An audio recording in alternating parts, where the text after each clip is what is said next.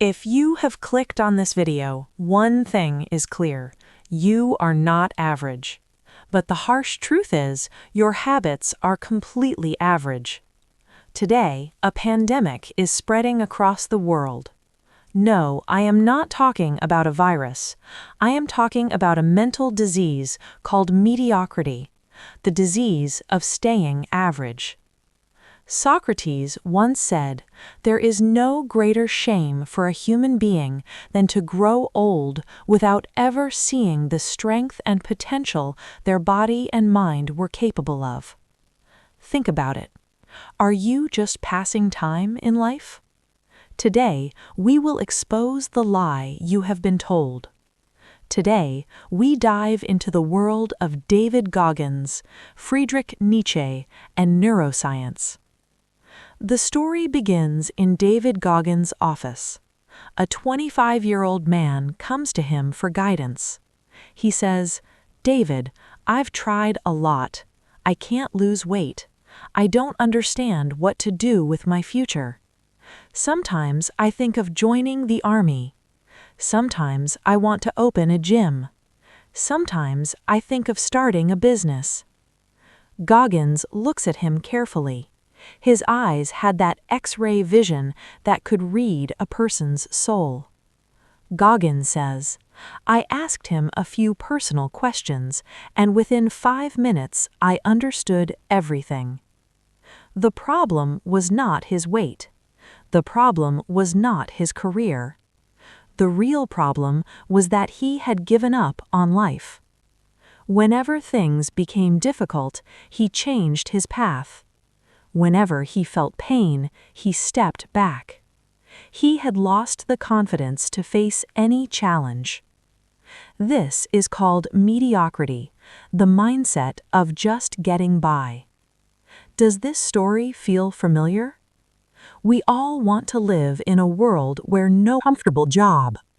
We have made comfort our god. But here's a psychological fact called the frog brain bias. Your brain, especially the limbic system, is not designed to make you great. It is designed to keep you safe and alive. When you take risks, your brain screams, "Stop, danger." When you try to wake up at 4 a.m., it whispers, "Sleep, it's cold outside." You are not lazy, you are just a slave to your biology. And mediocrity is the name of that slavery. The truth is, you want to look the best among average people, so you surround yourself with weak people to protect your ego. But Friedrich Nietzsche said, "Become who you are." And who you truly are is not found in comfort, but in the fire of struggle. This is not just philosophy. Neuroscience supports it. At Stanford University, neuroscientist Andrew Huberman found that a part of the brain called the anterior mid-cingulate cortex is linked to willpower. Research shows that in inactive and lazy individuals, this part is smaller, while in athletes and warriors, it is larger. The interesting part: it only grows when you do things you don't want to do. When you force yourself to go to the gym. When you take a cold shower. This part physically grows. This is your willpower muscle. If you are not struggling, your brain is literally shrinking. So who are the 1% who change the world? Do they have some magical power? No. The only difference is pain tolerance, the ability to endure discomfort. Very few people can look in the mirror and say, "I don't care if it's possible or not.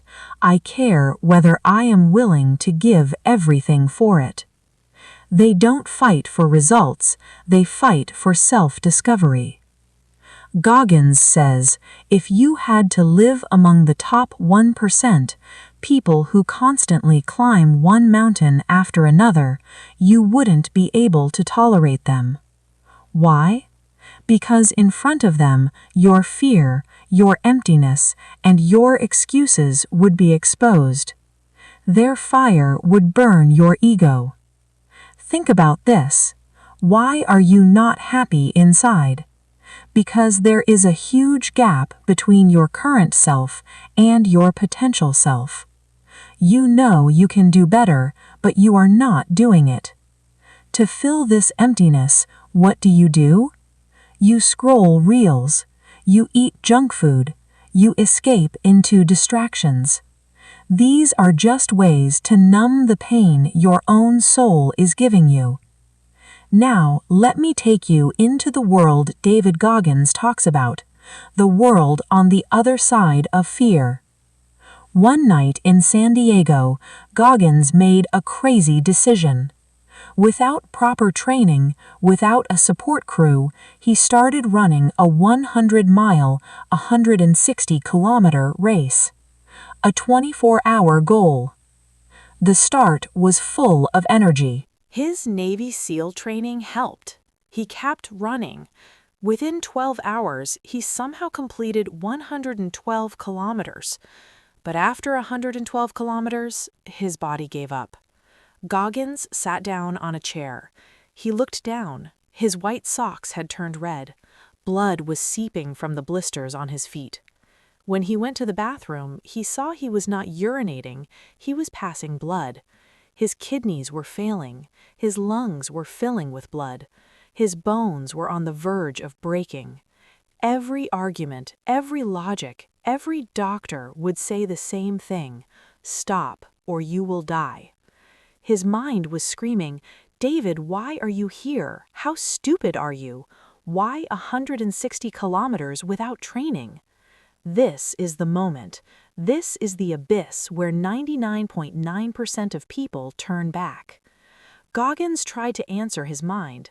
"I'm doing this for charity." His mind replied, "Nonsense, no one gives their life for charity." "I want to inspire people." His mind said, "Lie, you are in pain, just stop." For the next 4 hours, he sat on that chair, shaking, crying. All motivational quotes were gone. All positive thinking had failed. When you are in hell, "you can do it" doesn't work. Then, in that dark silence, a voice came from within him. No logic, no excuses, just a raw animal truth. He said to himself, "Because I am one hard mother." That one sentence changed everything. This was not motivation, this was an identity shift. Suddenly, adrenaline rushed through his body. The pain was still there, the bones were still breaking, but the one enduring it had changed. He taped his feet, stood up, and started moving again. 113 kilometers, 120, 140, and he finished the race. David Goggins says, "When the race ended, I sat on that chair and saw a new world. I realized that no matter how scary my mind makes things, I can go beyond it." This is the discovery of the 40% rule. When your mind says you are completely exhausted, you have only used 40% of your capacity. The remaining 60% is still in the reserve tank. Stoic philosopher Marcus Aurelius said, "The obstacle is the way." And here a deep psychological principle works, the pain paradox. The more you run away from pain, the more life will make you suffer. But if you choose pain willingly, life's suffering cannot touch you. We have explained before that your brain cannot clearly differentiate between reality and imagination. When you call yourself weak, your mirror neurons accept that as truth. You are hypnotizing your own mind to fail. Here is a trick: enemy visualization. Imagine a person who hates you and wants you to fail. Will you let them win? Sometimes more power comes from anger and stubbornness than from love. Use that fire. Prove them wrong with your success. Great philosopher Osho said, "Do not choose pain, but when it comes, embrace it. Pain purifies you." Khalil Gibran wrote, "Your pain is the breaking of the shell that encloses your understanding." Mediocrity is not because you lack ability. Mediocrity exists because you treat pain as your enemy. When do muscles grow? When you push the last reps, when fibers break. When does the mind grow? When you read something you don't understand but you keep going. In neuroscience, there's a concept called the winner effect.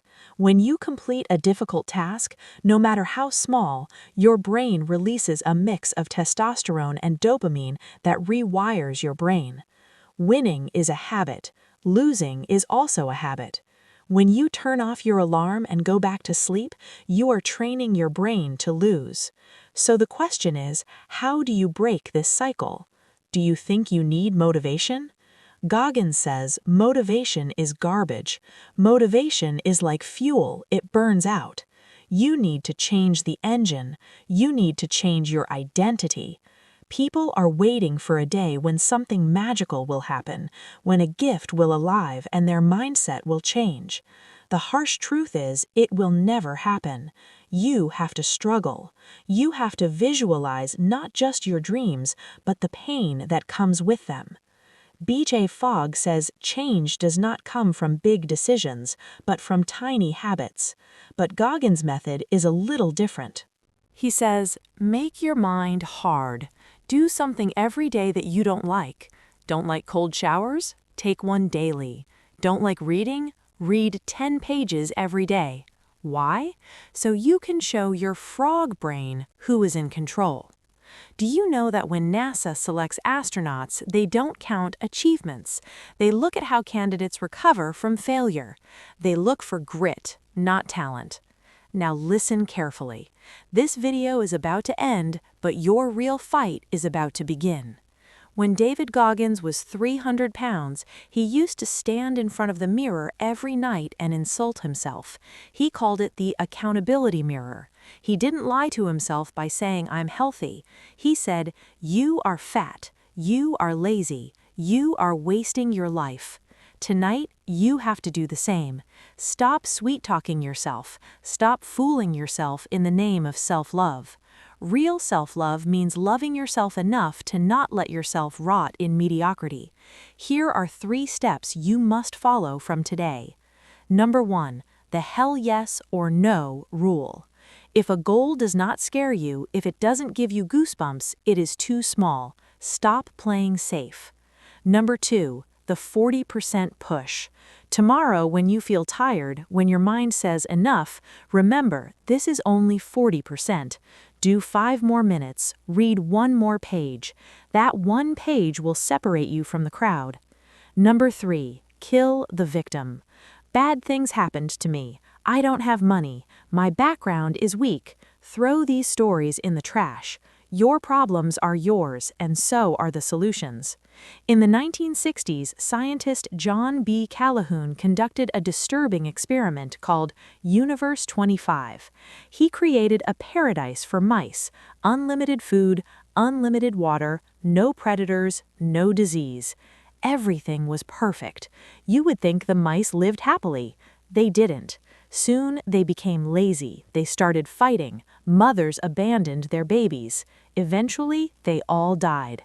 Comfort destroyed them. Science proves that without struggle, both the brain and society decay. And today, you are living in that same Universe 25. Your sofa, your Netflix, your comfort, they are slowly killing your mind. You will never be happy being average because the human soul seeks expansion. Comfort leads you toward death. Struggle gives you life. Remember this. One day, everything will end. When you are on your deathbed, 2 people will stand in front of you, the person you became and the person you could have become. If there is a huge gap between them, that is real hell. But if they look the same, if you have squeezed your full potential, that is heaven. The choice is yours. Don't like this video now.